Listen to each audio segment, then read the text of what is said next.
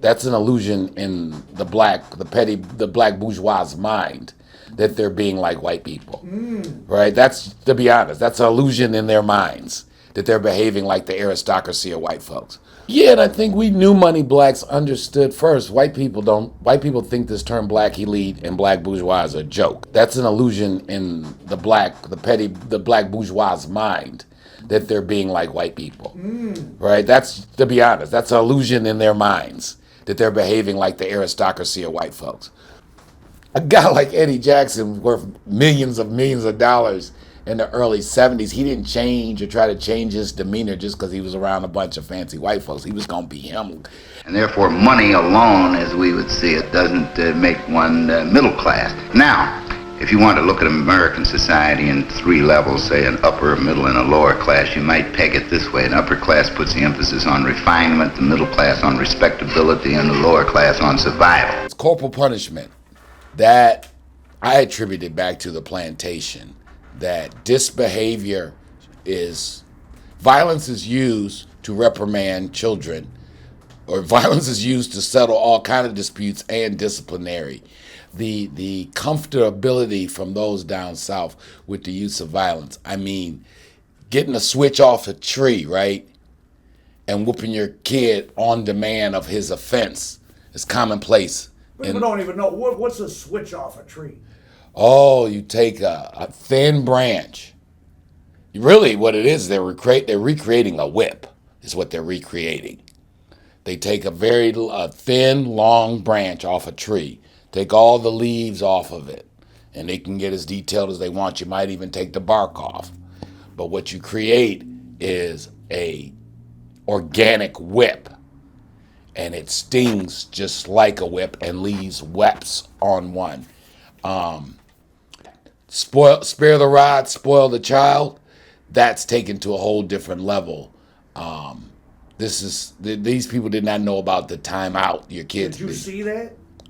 Yeah, Eddie's mom next door. Eddie's mom got arrested. Great woman, helped raise me. Veen Jackson, Veen was from Mississippi, and when Eddie and Patricia would misbehave, they might have to get a switch. I got one whooping with a belt. I mean, now, let's put it in some context. Any of those blacks from that Jim Crow era believed in corporal punishment. But the official nature of those from down south, like of getting a switch and making sure that the spanking was administered in a very aggressive, different times, yeah. Now, you look at what happened once we don't do any spankings with belts or switches or any of the above. But I even as a kid, though, I used to be like, wow, that seemed like a lot. Dr. St. Clair Drake, sociologist from Roosevelt University in Chicago. I tended to conceptualize class that way myself. One of the ways I like to think about it is this. Some years ago, when Horace Cate and I were working on Black Metropolis, we were suddenly struck by the fact that you could find two Negroes who worked in the stockyards as what we used to like to call cattle eviscerators, taking out the insides of the cattle as they came along on the assembly line. And let us assume that both of them were making about $400 a month. One comes home and on the way home stops by the local tavern, imbibes a good bit of alcohol. By the time he gets home, he's in a very bad mood. He knocks on the door and it isn't opened quickly. He yells up at his wife and she sticks her head out the window and curses him, and then everybody up and down the street begins to throw up the windows and look. She comes out and he beats her, and they finally get on in the house, and they both start taking their drinks, and the fight goes on.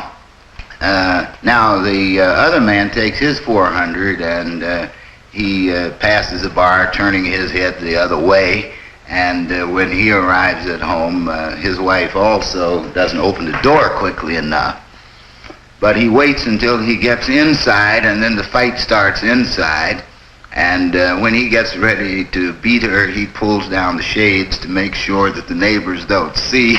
And then having got that part of it over, they sit down at the kitchen table and decide how much of the money they're going to put aside for the educational fund for the kids, and how much they're going to put in church next Sunday.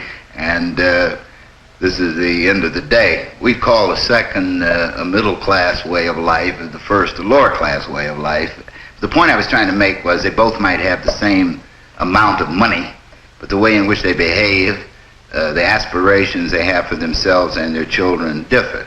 Definitely there's a correlation between, I think, academics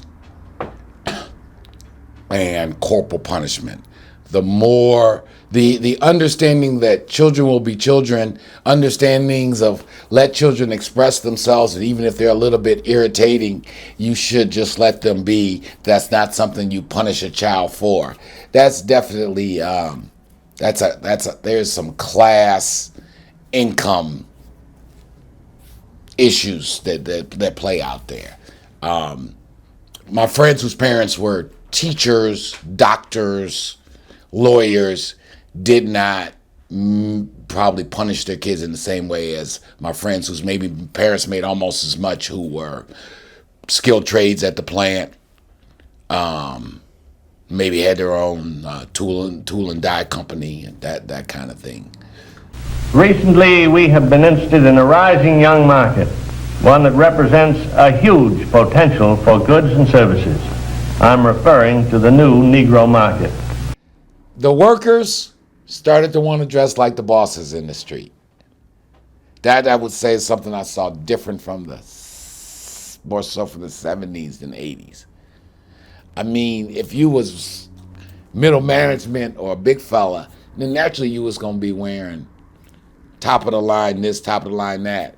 But that didn't mean if you was slinging bundles, slinging packs and working off tops that you thought you should dress like your boss. We in the African American community had the closest access we had to non-black people who were affluent was the entrepreneurial nouveau riche Jewish Americans. They were the people who sold us the houses in Northwest Detroit, in the central area, Central High School area, Mumford area, eventually Oak Park and Southfield. Those were, because the WASP wouldn't sell, they wouldn't give us the banks wouldn't give black folks mortgages, and the Jews who had money would sell us the houses on land contract, and they'd play their bank. It's a well-known fact that many Negro customers are influenced by the opinions of others. What their friends may think of a certain item often decides whether or not the sale is made. The Negro buys good quality merchandise. Symbols of quality and prestige are very important to the Negro customer. This woman, for example, is buying fine crystalware, but she is also buying the admiration and approval of her friends and relatives. Listen to her thoughts. My, isn't it beautiful? I can hardly wait to show it to Sally and Joan. Chuck and Irving Goldfarb, so you go down there to Bobby and they got their old Jewish friends from the 40s and 50s and 60s sitting around, and you see these guys in these velour Feli jogging suits with the matching Feli sneakers on. They got the big gold bracelet on and the gold Rolex watch, got 3/4 chains, zipper buttoned all the way down to here. Then you see some of their Italian friends. They wearing the silk shirts and the Italian suits. We know that the Negro buys by brand, and he buys the brands that he knows something about. Where does the Negro buyer get this information? You travel with them, and then you catch them and their buddies. They got these big Casale glasses in Miami down by the pool, and you couldn't buy this shit. Like you couldn't buy Fila at the mall. You had to go to the tennis company to buy Fila. You couldn't buy. How much was it? $600. When was this?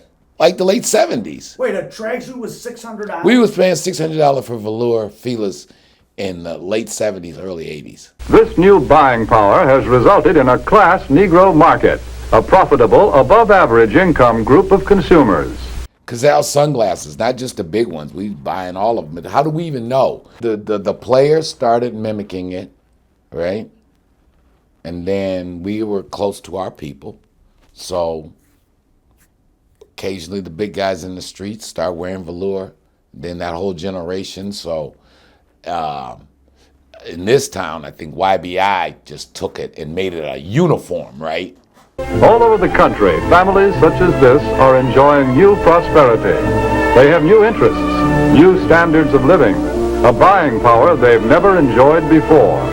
They're good prospects for practically all types of goods and services. So wearing the gold chains and showing off your jewelry, that didn't come from us. The Italian guys and Jewish guys were wearing shirts buttoned all the way to their navel so that you could see all their gold chains. As we do, we just took it to big chunk, big rope chains hanging down to your nuts. But that ain't where that came. We didn't start that, making sure that your jewelry could be seen. That they were the Jewish guys and Italian guys were doing that in the 60s and 70s, and we were mimicking that. The workers started to want to dress like the bosses in the street. That I would say is something I saw different from the. They meet their payments faithfully.